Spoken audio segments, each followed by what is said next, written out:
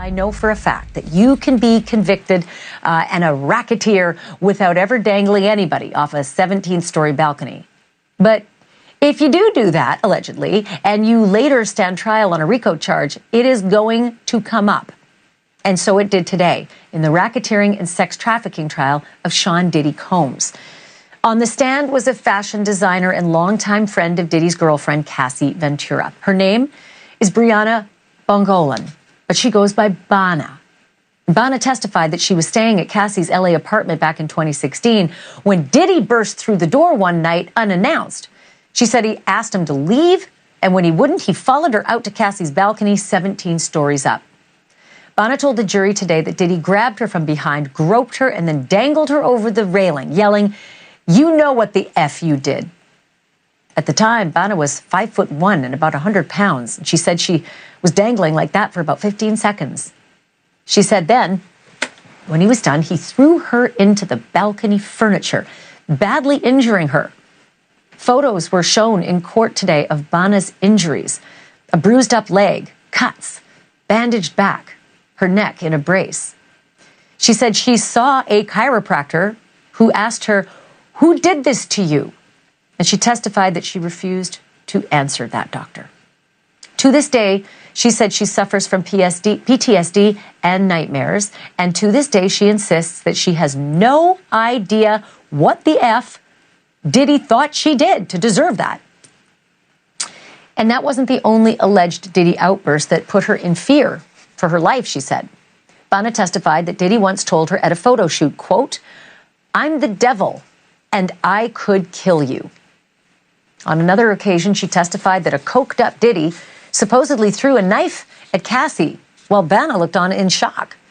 The knife missed, but Bana said that Cassie threw it right back at him. She added that Cassie missed too and that Diddy promptly left after that. Speaking of coke, Bana admitted that drugs were pretty much the foundation of her friendship with Cassie. And she said that they partied together a lot with cocaine and ketamine and ecstasy and GHB. She said she sold a lot of drugs to Cassie, that might be the reason that she was granted immunity to testify. The third witness now, by my count, who has been given immunity to testify in this courtroom. For its part, the defense is accusing Bana of making the whole thing up and changing her stories every time she tells them and looking for a payday. Bongolan is among dozens of Diddy accusers who have filed civil suits against him. And she filed one for $10 million. But on the stand, she said what she's really seeking is justice. With racketeering at the heart of this case, my first guests tonight know a lot about alleged criminal enterprises built around power, around fear, and exploitation. Michael Franzese is a former captain in New York's Colombo crime family who went on to serve 8 years for racketeering and extortion. Sammy the Bull Gravano is a former underboss of the Gambino family who later testified against John Gotti, by the way.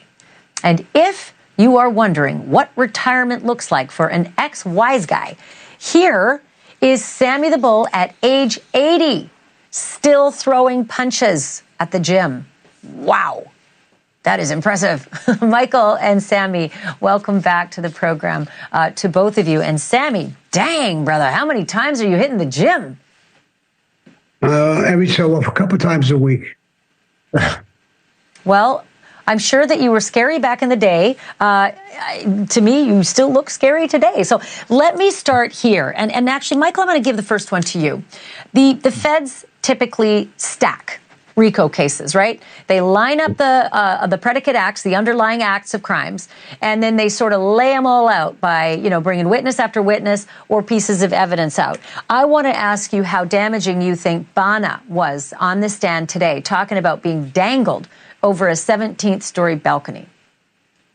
Well, listen, it sounds terrible. Obviously, I'm not in the courtroom evaluating her as she gives her testimony. But look, all of this is adding up. It seems like these witnesses are corroborating one another, the same kind of behavior with all of them. I mean, it's very damaging.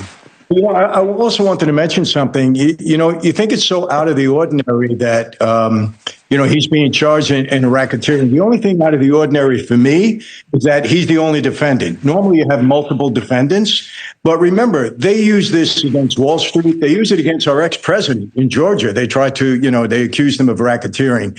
So you give the government a statute, if they can expand upon it, they'll use it in every way that they can.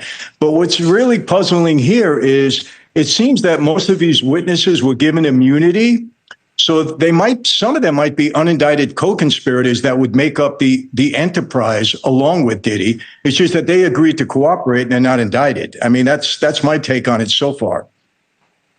That's a really good point, Sammy. Jump on that, because Bana was the third person by my count to be given immunity for her testimony. And each of those three that got up there, they all said they did not want to be there. They did not want to be a part of this. They weren't looking to put Diddy away. They just didn't want anything to do with him. Do you think that jurors see that? Do you think they see immunity as something that's really important? No, I agree with Michael 100%. They all got immunity because they're cooperating. They're all part of the enterprise, and that's exactly what happens. When I cooperated, I was part of the enterprise, and I was cooperating, and nothing that I said could be used against me, and that's exactly what's happening here. Same exact thing. So they're all part of the enterprise. Do you think that's going to amount to RICO in the jurors' minds? Are they going to see that as racketeering? No, and I don't think they're going to see anything wrong with her dangling 17 stories off a building. I agree with Michael. I think it's horrible. It's disgusting, but I don't see it as a RICO thing. He was mad at her. They're not even saying why he was mad at her. Could have been an argument. How is that part of a criminal enterprise? That's a good point. So, Michael, how about this? When it came time for cross-examination of Bana, I lost count. So did the NewsNation reporters who were in the courtroom taking notes. The number of times she said, "I don't remember." How powerful do you think that is for jurors who start to think, well, maybe your story isn't so strong if you just can't remember conveniently on cross?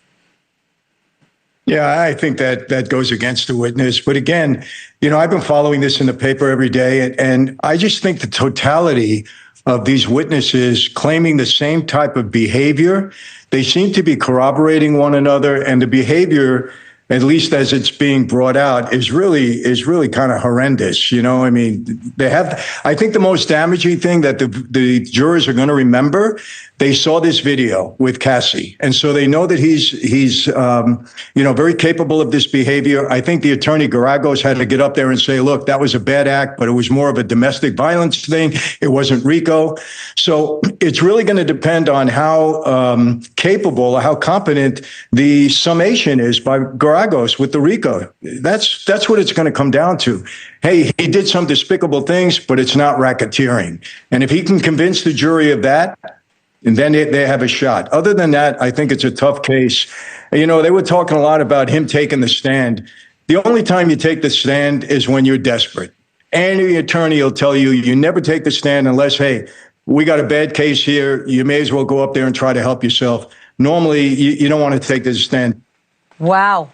Oh, yeah. Listen, I think we all know by this point that Diddy has a bit of a God complex, and if not a God complex, a king complex, and a hair trigger anger management problem. Sammy, because of that, do you think it is the dumbest idea ever if Diddy took the stand? Because it would be real easy for those feds to get under his skin real fast.